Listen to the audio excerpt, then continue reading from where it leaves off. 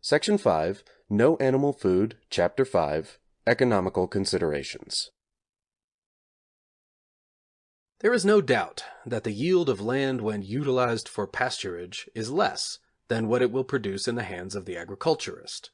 In a thickly populated country such as England, dependent under present conditions on foreign countries for a large proportion of her food supply, it is foolish, considering only the political aspects, to employ the land for raising unnecessary flesh food, and so be compelled to apply to foreign markets for the first necessaries of life, when there is, without doubt, sufficient agricultural land in England to support the entire population on a vegetable regimen. As just said, a much larger population can be supported on a given acreage cultivated with vegetable produce than would be possible were the same land used for grazing cattle. Lieutenant Powell quotes Professor Francis Newman of University College London as declaring that 100 acres devoted to sheep raising will support 42 men, proportion 1. 100 acres devoted to dairy farming will support 53 men, proportion 1 1/4. 100 acres devoted to wheat will support 250 men, proportion 6. 100 acres devoted to potato will support 683 men, proportion 16.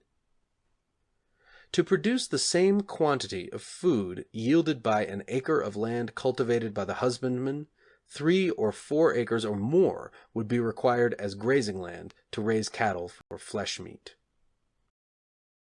Another point to note is that agriculture affords employment to a very much larger number of men than cattle raising. That is to say, a much larger number of men are required to raise a given amount of vegetable food than is required to raise the same amount of flesh food, and so, were the present common omnivorous customs to give place to vegetarianism, a very much more numerous peasantry would be required on the land. This would be physically, economically, morally better for the nation. It is obvious that national health would be improved with considerably larger proportion of hardy country yeomen. The percentage of poor and unemployed people in large cities would be reduced, their labor being required on the soil, where, being in more natural, salutary, harmonious surroundings, the moral element would have better opportunity for development than when confined in the unhealthy, ugly, squalid surroundings of a city slum. It is not generally known that there is often a decided loss of valuable food material in feeding animals for food, one authority stating that it takes nearly 4 pounds of barley, which is a good wholesome food, to make 1 pound of pork, a food that can hardly be considered safe to eat when we learn that tuberculosis was detected in 6,393 pigs in Berlin abattoirs in 1 year.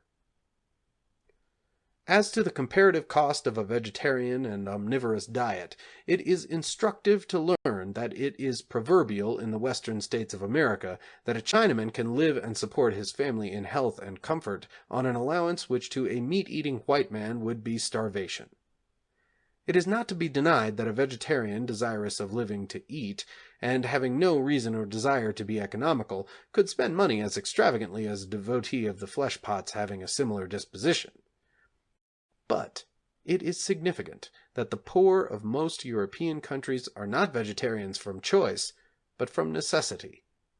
Had they the means, doubtless they would purchase meat, not because of any instinctive liking for it, but because of that almost universal trait of human character that causes men to desire to imitate their superiors, without, in most cases, any due consideration as to whether the supposed superiors are worthy of the genuflection they get. Were King George or Kaiser Wilhelm to become vegetarians and advocate the non-flesh diet, such an occurrence would do far more towards advancing the popularity of this diet than 1,000 lectures from mere men of science. Carlyle was not far wrong when he called men clothes worshippers. The uneducated and poor imitate the educated and rich, not because they possess that attitude of mind which owes its existence to a very deep and subtle emotion, and which is expressed in worship and veneration for power, whether it be power of body, power of rank, power of mind, or power of wealth. The poor among Western nations are vegetarians because they cannot afford to buy meat, and this is plain enough proof as to which dietary is the cheaper. Perhaps a few straightforward facts on this point may prove interesting. An ordinary man, weighing 140 pounds to 170 pounds, under ordinary conditions, at moderately active work as an engineer, carpenter, etc., could live in comfort and maintain good health on a dietary providing daily 1 pound bread, 600 to 700 grains protein, 8 ounces potatoes, 70 grains protein, 3 ounces rice or barley or macaroni or maize meal, etc., 100 grains protein, 4 ounces dates or figs or prunes or bananas, etc., and 2 ounces shelled nuts, 130 grains protein, the cost of which need not exceed 10 cents to 15 cents per day, or in the case of one leading a more sedentary life, such as clerical work, these would be slightly reduced, and the cost reduced to 8 cents to 12 cents per day. For 1 shilling per day, luxuries such as nut butter, sweetstuffs, and a variety of fruits and vegetables could be added. It is hardly necessary to point out that the housewife would be hard put to make ends meet living well on the ordinary diet at 25 cents per head per day. The writer, weighing 140 pounds, who lives a moderately active life, enjoys good health, and whose tastes are simple, finds the cost of a cereal diet comes to 50 cents to 75 cents per week. The political economist and reformer finds on investigation that the adoption of vegetarianism would be a solution of many of the complex and baffling questions connected with the material prosperity of the nation.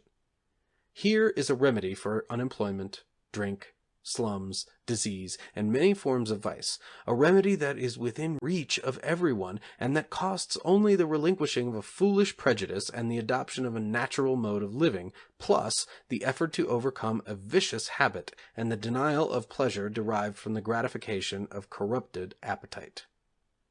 Nature will soon create a dislike for that which once was a pleasure, and in compensation will confer a wholesome and beneficent enjoyment in the partaking of pure and salutary foods. Whether or no the meat-eating nations will awake to these facts in time to save themselves from ruin and extinction remains to be seen. Meat-eating has grown side by side with disease in England during the past 70 years, but there are now, fortunately, some signs of abatement. The doctors, owing perhaps to some prescience in the air, some psychical foreboding, are recommending that less meat be eaten.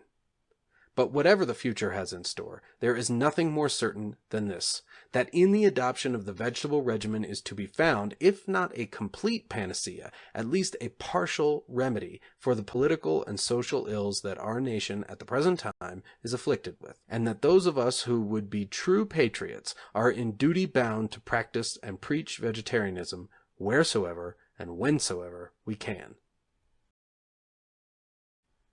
End of section 5.